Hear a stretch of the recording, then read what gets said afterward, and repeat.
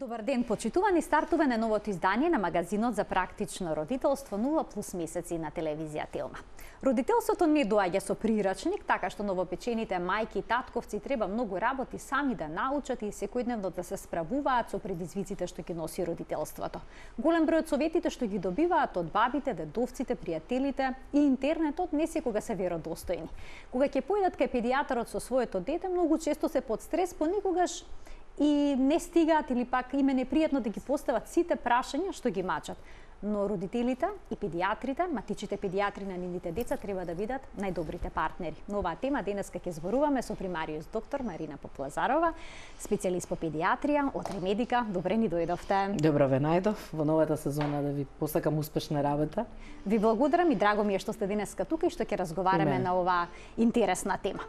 Кои се најголемите грижи на родителите откако детето ќе дојде на свет? Има ли некои прашања што постојано се повторуваат телефонски? Што најмногу ги мачи? Дали доењето, температурата, грчевите? Така е. Значи, генерално мора да кажеме дека тој период е прилично обременет за идната мајка, нели, која што бременоста во тек на 9 месеци би требало да ја подготви за тој чин на породување, меѓутоа и за новиот член во семејството. Значи, тука има многу работи кои што треба да се однапред подготват. И токму заради тоа е оној подготвителен период каде што родителите пред се мајката мора да се подготви, да се наоружа со информации и тоа релевантни информации за да знае како да си помогне на себе и како соодветно и правилно да се грижи за сопственото новородено дете. Значи настануваат физички, емоционални, хормонски промени, што е сосема во ред. Значи тоа е дел од она што мајка природа практично го прави со цел за да добиеме една, да кажам, уредна бременост. Вклучително тука би кажала еден хигиено-диететски режим на трудниците, редовните контроли што треба да се прават, се со цел да имаме уредна бременост и да немаме ризици, односно ако се ризиците појават рано да се откријат и да се отклонат, да се истретираат и да добиеме здраво, доносено новородено дете кое што многу едноставно би се снашло во надворешните услови, што секако не е случај доколку тоа не се случи на време или имаме одредена патологија со која што треба да се справиме, ние во породилиштето тоа многу добро го знаеме како педијатри неонатолози. Значи, во тој контекст подготовката треба да почне за новата улога уште во периодот на бременоста. Значи, сите тие часови кои што се за психофизичка подготовка, имате јога за трудници, имате еден куп, да кажем, работи кои што помагаат, разговорите, нормално стручната помош со гинеколозите и со педијатрите во породилиштата, контактот со педијатарот е многу ран и треба да биде ран од проста причина што таму каде што имате ризик или патолошка бременост или предвремено претечко породување, контактот со неонатологот се реализира уште пред породувањето, се со цел да се покаже на мајката и да ја се објасни што очекуваме од новороденото дете и кои од потешкоти може да се случат во тој период на адаптација. Така да јас би ја почнала темата од почетокот, значи од бременоста, подготовката за породување и после тоа остануваат сите оние работи кои што се случуваат после породувањето. Бидејќи морам да напоменам, фетусот кој што преминува во периодот на транзиција со породувањето во новородено дете, има навистина една стресна и сериозна физиолошка адаптација на организмот, бидејќи како фетус детето практично пасивно добивало и се хранело и дишало преку постелката, нели?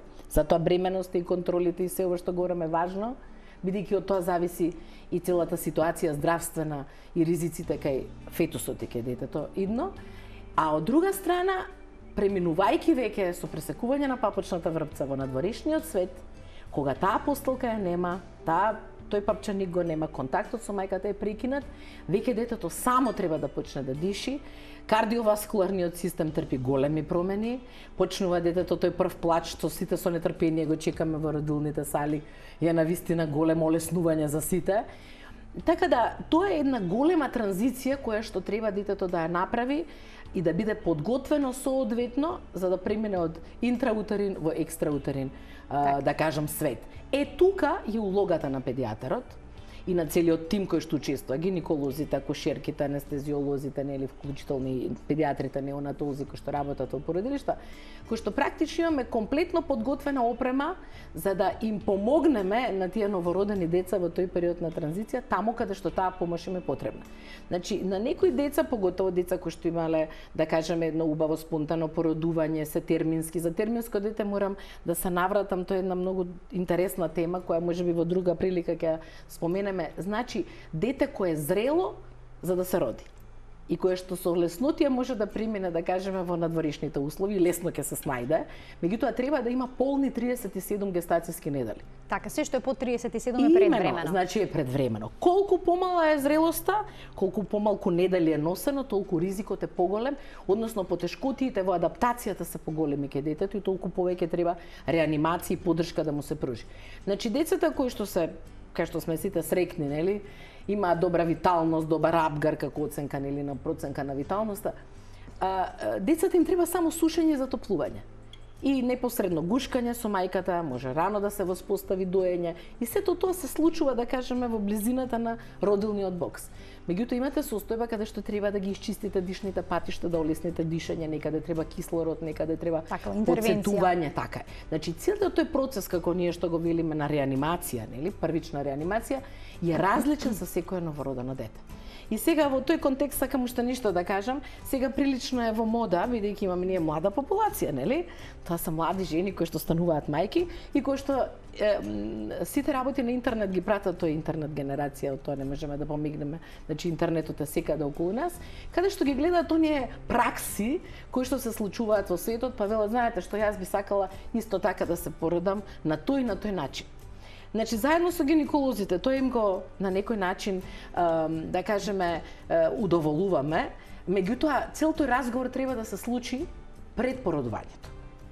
Значи, педијатрот и гинекологот се тие кои што заедно со родителите го прават тоа советување и заеднички разговор, да ги видиме кои работи се реални, а кои работи не се реални.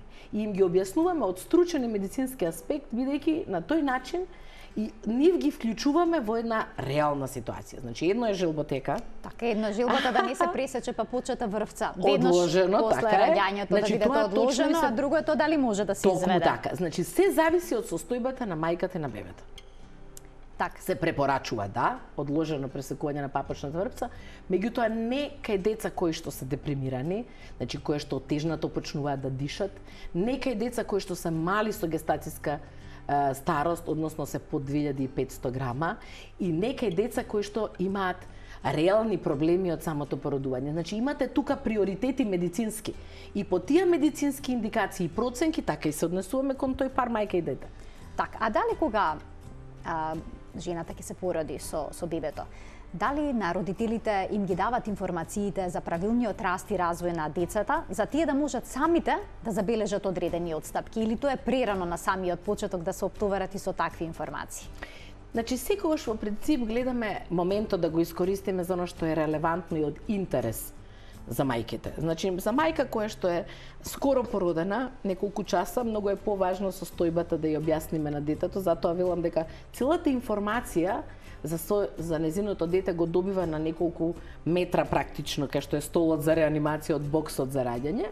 Така да секаде каде што има можност мајката си го гушка своето дете, нели, тука има групни фотографии, татковци кои што сакаат да присуствуваат, со задоволство ги прифаќаме, се дел од тимот за поддршка на мајката психолошка, што исто така многу битно. Тој чин е навистина незаборава. Колку е обременет со адреналин, од една страна, од друга страна навистина е извонредно искуство животно, бидејќи тоа се случува, нели, неколку пати во животот и се памети.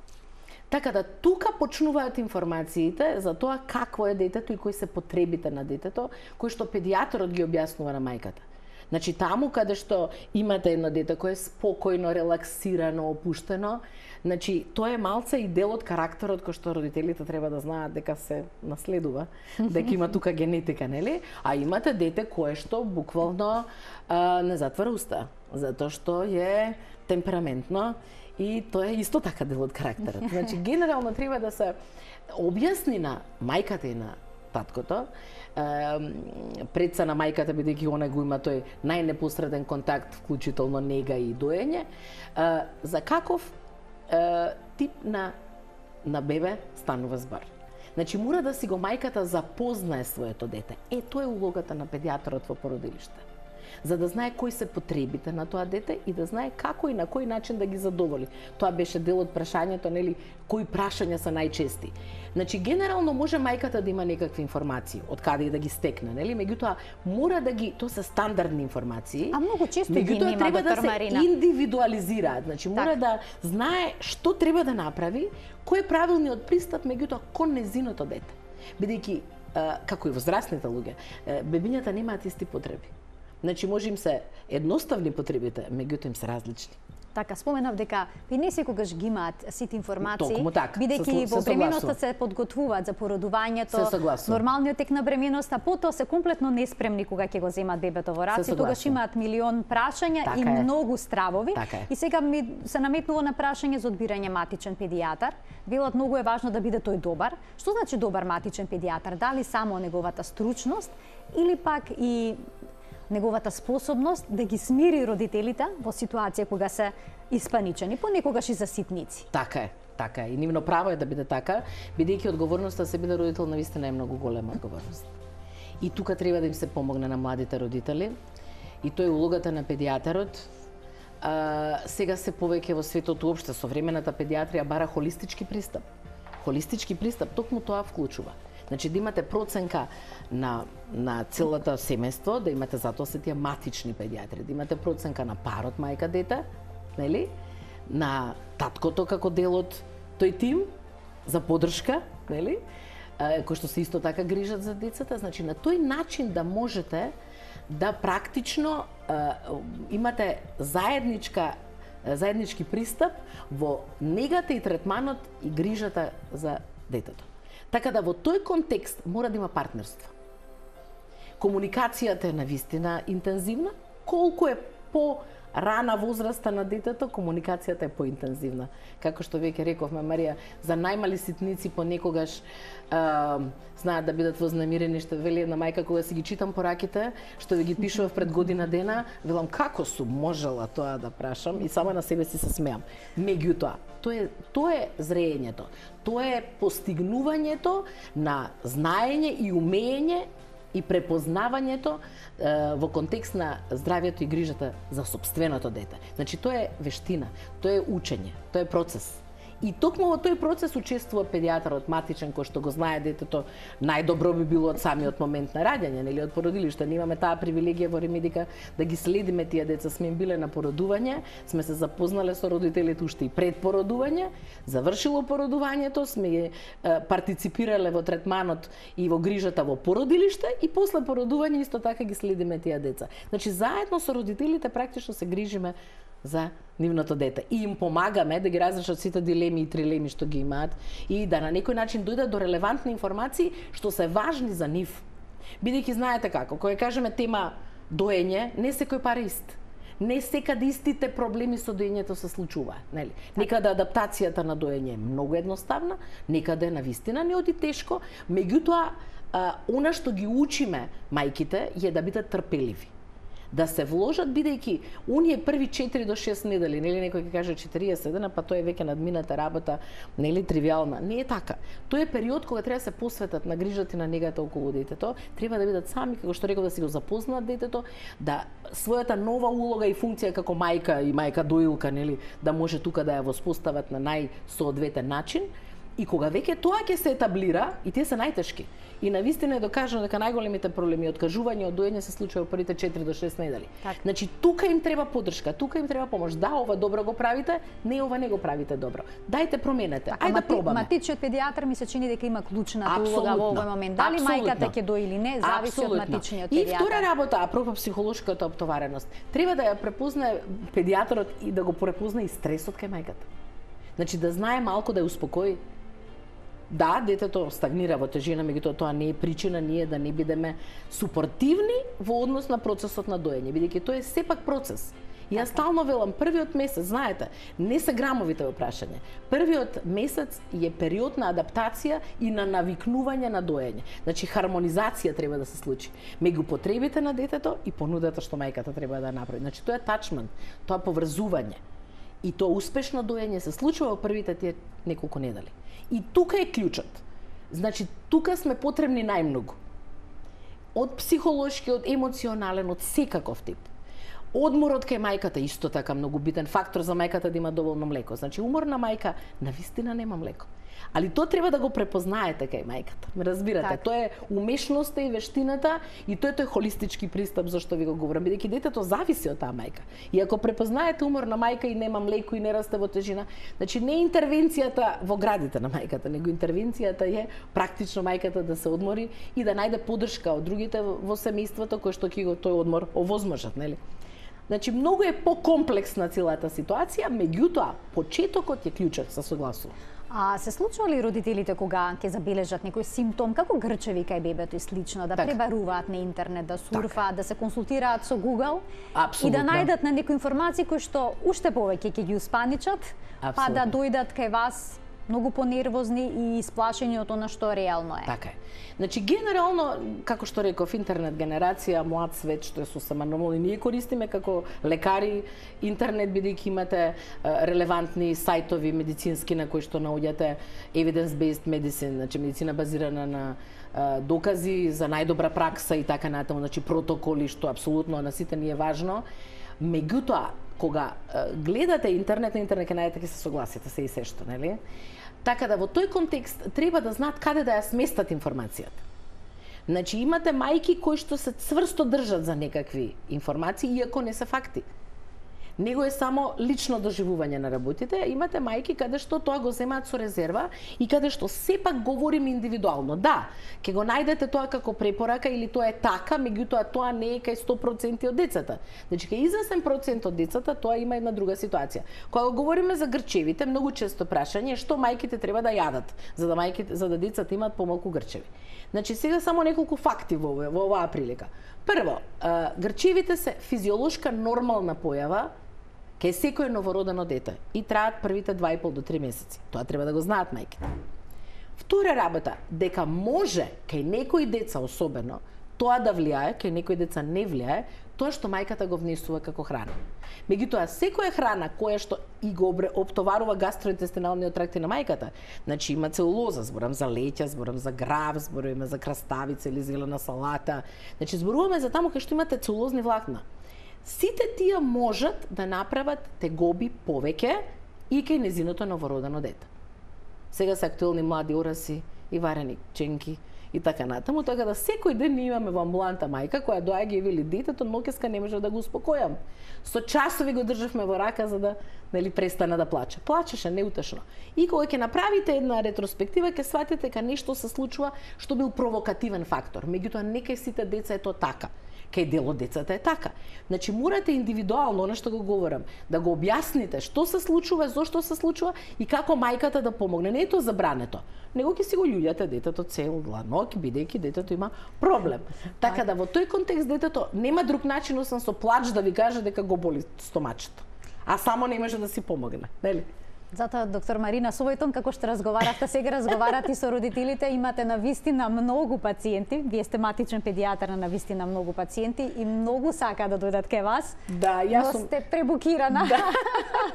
Да, меѓутоа се трудам. Но родителите инсистираат и покрај тоа. Така, се трудам. Значи комуникацијата е отворена 24 часа, бидејќи на некој начин тоа е нешто што педијатарот мора да го прифати како реалност. Децата не бираат тајминг, нели, и време кога ќе им се случи нешто или родителите имаат потреба да ве консултираат. Затоа секогаш треба да бидете достапни. Така, ви благодарам многу за денешното гостување во НУЕМ+.